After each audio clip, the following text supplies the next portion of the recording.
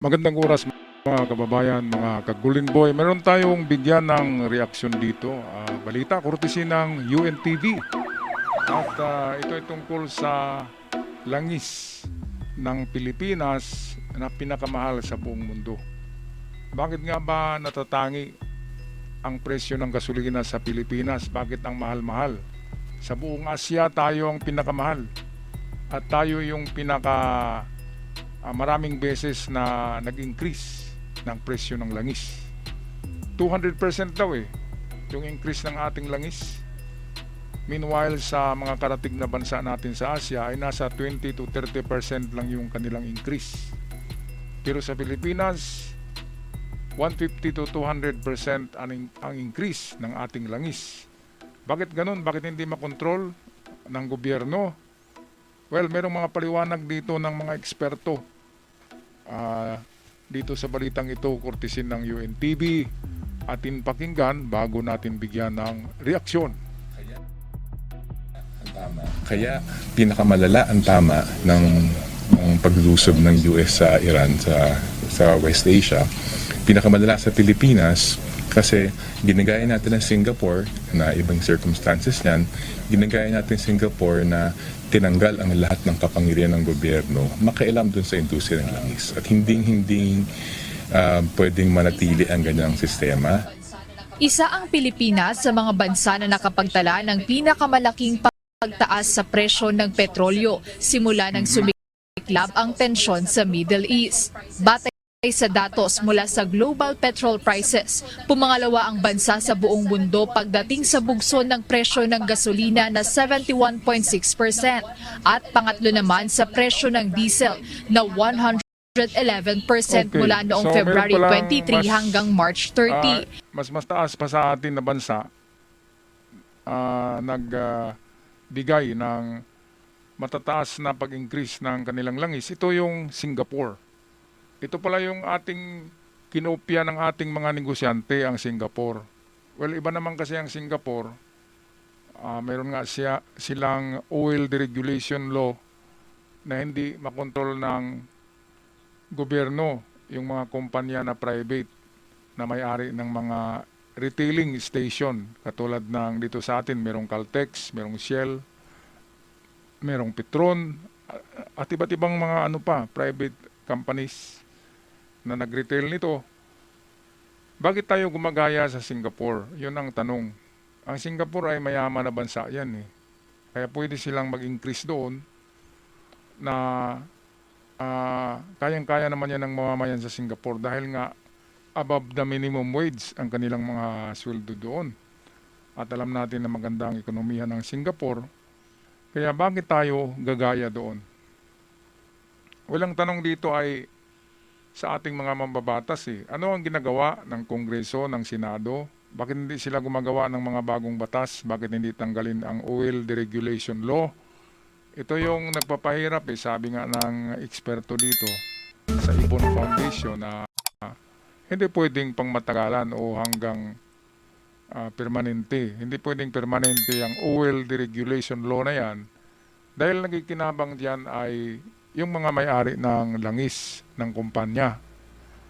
Ngayon, hindi man lang ang gobyerno natin pinatawag yung mga may-ari, di ba? Dapat pinatawag yun sa Senado at pinagtatanong bakit ganun kalalaki at bakit ganun kadami na beses nag-increase. Di ba? Isang gira lang naman sa doon sa Middle East, di ba? Hindi naman nangyari na 5 ulit ang gira, isang gira lang Ibig sabihin, isang increase lang yun. Yun ang problema Kasi ang mga negosyante sa atin ay nanamantala talaga. Naging milyonaryo sila Eto pa bakit kasi ang Department of Energy, hindi sila nag-impose ng strict regulation or strict law or batas na dapat mag-implement ng increase ang mga gasolinahan sa Pilipinas ay aabot muna ng 10 days to 15 days bago sila mag-increase. Kasi yung kanilang binibenta, mga lumang stock pa yun ng gasolina, hindi pa yung galing sa Iran. Hindi pa yung galing sa Iran na nagkagera na. Di ba mga kababayan? Old stock, tapos prinisyuhan nila ng itong bagong presyo ng langis. Kaya doon pa lang paldo-paldo na ang mga kumpanya ng langis. Well, ito pa sa mga department store at grocery store, makikita natin na pinagpupunit yung mga dating tag price ng mga canned goods, di ba, yung sa grocery.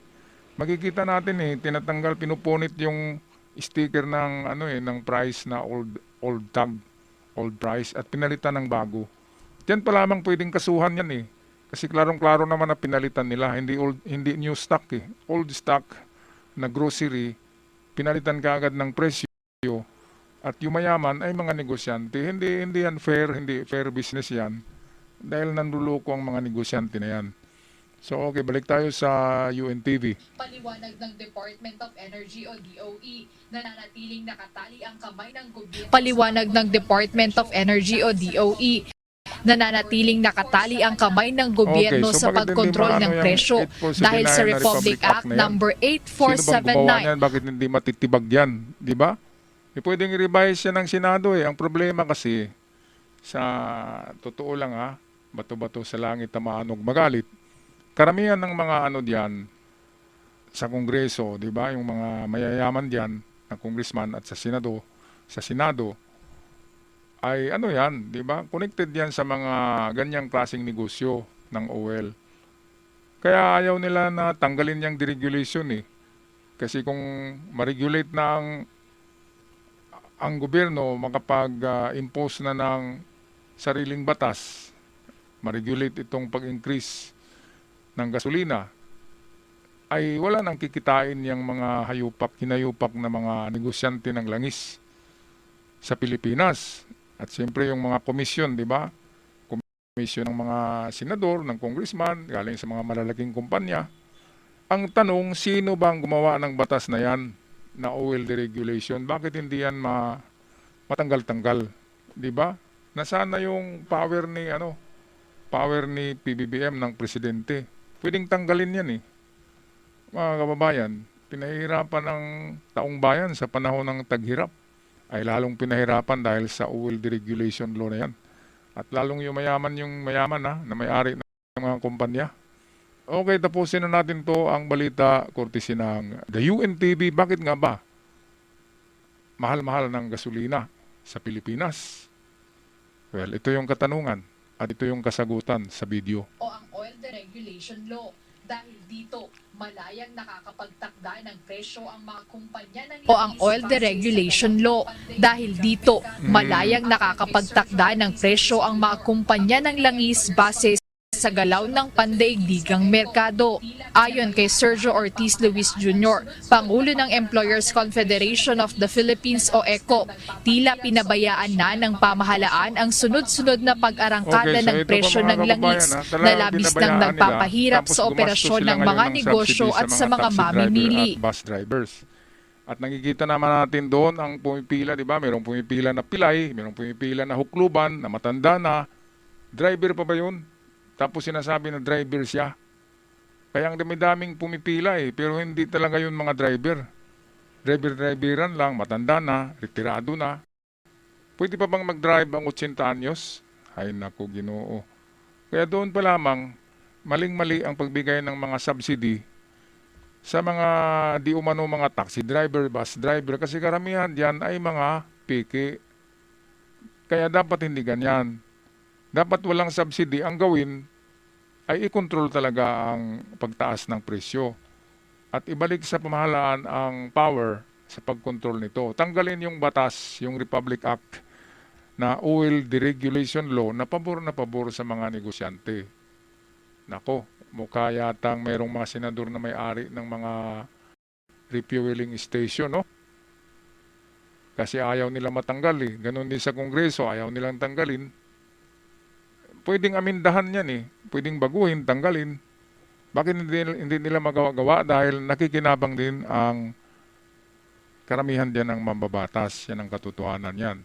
Okay, tatapusin na natin tong balita. Ang isang hindi namin maintindihan, bakit pinabayaan natin after? Ang isang hindi namin maintindihan,